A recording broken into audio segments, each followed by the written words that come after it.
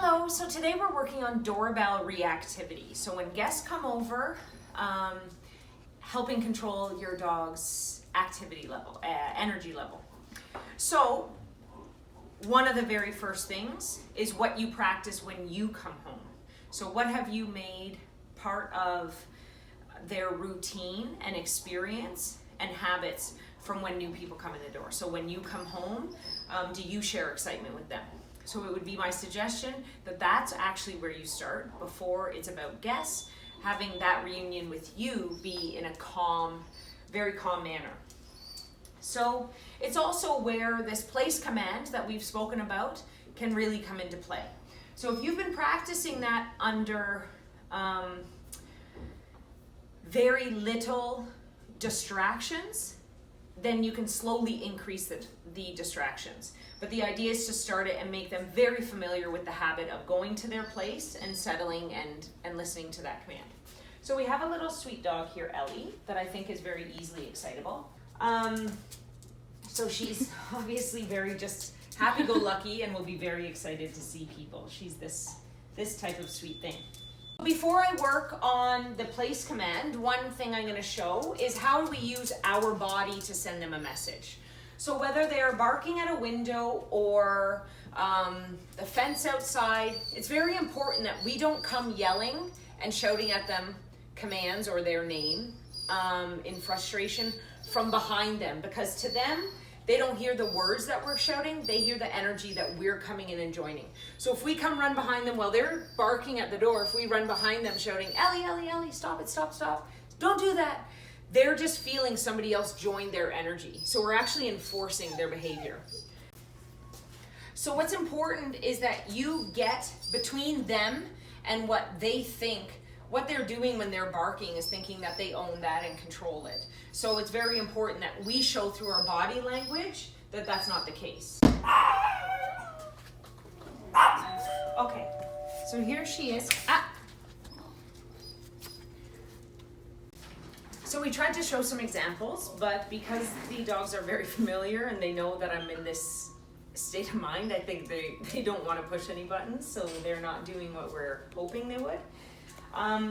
But what's very important is that you come to the area that you want to control, because this is taking the pressure off them. If you come here and you show them to back up, you're showing them that you own this space and that is no longer their responsibility. You can go over there. So that's the idea, is that you come here, you don't add to the noise and racket by yelling at them from behind, but that you come here and with your body language, you show them what you're wanting. So that's one small thing if you don't have a leash or you're not prepared for the situation. Another thing is practicing that place command. So when you hear the doorbell go, or you know guests are coming and you know that the dog is going to be getting very excited, then you bring them over here to the place, stay, stay. And then you practice opening and closing the door and people coming in and out and not allowing them to leave. So and you just simply correct them by bringing them back right away to sit down and stay.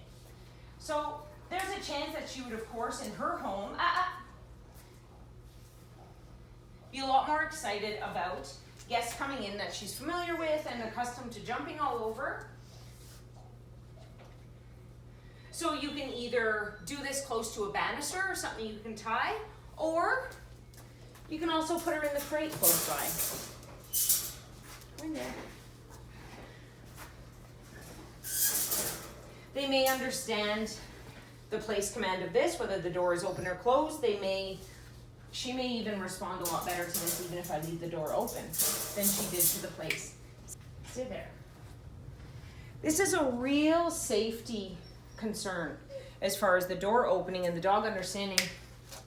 Sit. And the dog understanding that they come and pass this threshold only with your consent, because there's a lot of dangers that could be out there if they were to run out on the road or in the neighborhood on their own out of control. So this is very important that they learn.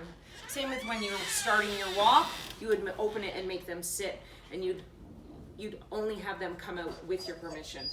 So this is really, really important. So it's just really the consistency and repetition of doing it over and over again. And like I said, really making sure that the experiences they have with you, and even the people who really enjoy having them jump on her, the family members that love her and really want them jumping all over, for her sake, it's really good that they understand to do this calmly and in a balanced manner. So the new guest can walk in, sit down, and as soon as she starts basically forgetting or ignoring what's happening, and she's no longer looks excited that she wants to jump on them, that's when she'll be given her release and given her freedom to come and greet them in a calm manner. So it's just putting it off and making sure she works through this excitement that she has. So everybody knows their dog's best. So if you feel like when you do release them from the kennel, that the energy will all come back and they'll go back into the habit of jumping on your guest or family member that's come by, then simply bring them out. Bring them back out on a leash so that you can control and give a correction and not allow that. The other thing is, if you want to have them come around and you don't want to hold the leash, leave a light lead like this loose, and when she goes to jump, or you see her energy getting up, you simply step on it. And that'll let her know that you still have control over her, and it just eliminates the possibility. So often the answer is removing the opportunity for the behavior. So how do we change this to remove the opportunity?